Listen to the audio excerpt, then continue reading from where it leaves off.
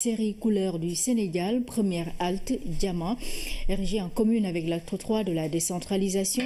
Diama regorge d'atouts dans différents secteurs d'activité grâce au barrage en Tissel notamment qui facilite en même temps les déplacements dans cette zone frontalière avec la Mauritanie. C'est un reportage de Dieyna Badia. La commune de Diama se situe à une vingtaine de kilomètres de Saint-Louis. Elle fait partie du département de Dagana. Le fleuve Sénégal la sépare de la Mauritanie. Mais la présence du barrage facilite la circulation des personnes et des biens. C'est un barrage anti-sel. Il facilite la circulation des personnes et des biens entre le Sénégal et la Mauritanie et des gens en partance ou en provenance de l'Europe du Maroc passent par ici. Le barrage a amélioré la mobilité des personnes. La commune polarise 68 villages où cohabitent Peul, Wolof et Maure, mais aussi une petite communauté de Sérères, des groupes ethniques et sociaux qui vivent en parfaite harmonie avec les populations de l'autre côté du fleuve. Dans chaque famille où tu entres, il y a un Wolof qui a marié un Peul, ou un Peul qui marie un Toucouleur, ou un Toucouleur qui marie un Mauritanien, et c'est comme ça maintenant la vie. On ne sent pas la frontière, vraiment, on ne sait pas si on est Sénégalais ou Mauritanien. Les Mauritaniens sont venus aujourd'hui chercher des arbitres parmi nos enfants pour le tournoi de football. Chaque année, ils invitent tous les notables de Diama, les chefs de village, les gens de la commune à leur tournoi de football. Nos relations sont excellentes. À Diama, l'agriculture, la pêche et l'élevage sont les principales activités. Grâce au barrage anti-sel, la riziculture et le maraîchage sont pratiqués en toute saison. Une activité qui défie l'exode rural en fixant les jeunes sur leur terroir. Direction à présent Molé-Walo, cette autre localité frontalière avec la Mauritanie. Ce village de 300 habitants entretient de bonnes relations avec le pays voisin, ce qui se reflète dans leurs échanges de tous les jours. C'est un reportage de Oumou Kalsomsal.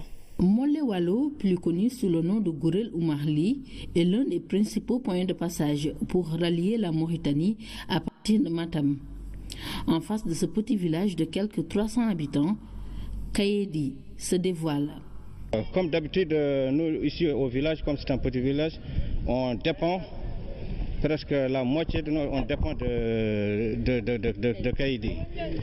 En ce qui concerne pour aller au marché, faire les petits achats, payer des choses, les rations quotidiennes et au consort, on paie ça souvent au marché de Kayedi. Beaucoup de gens qui viennent de là-bas, des femmes et consorts qui viennent de la Mauritanie, venir ici payer des mangues et consorts pour aller revendre en Mauritanie. C'est des échanges. À Gourel Oumarli, la principale activité reste l'agriculture.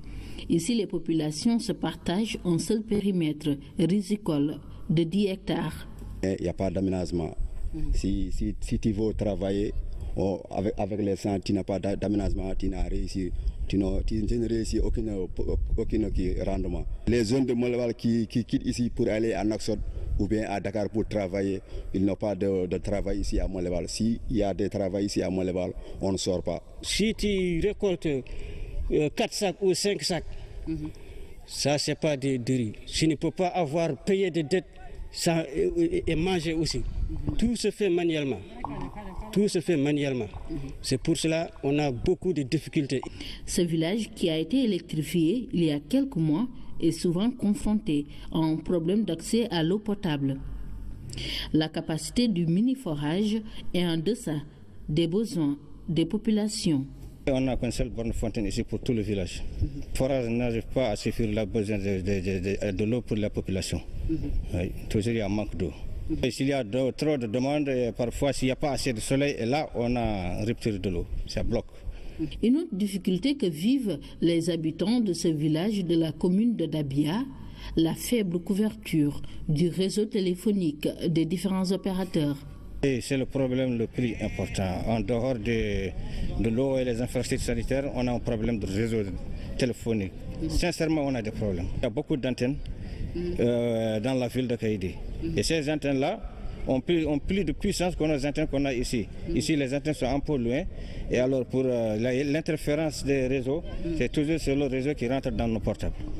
L'implantation d'une école française il y a 12 ans constitue un acquis important pour ce village frontalier.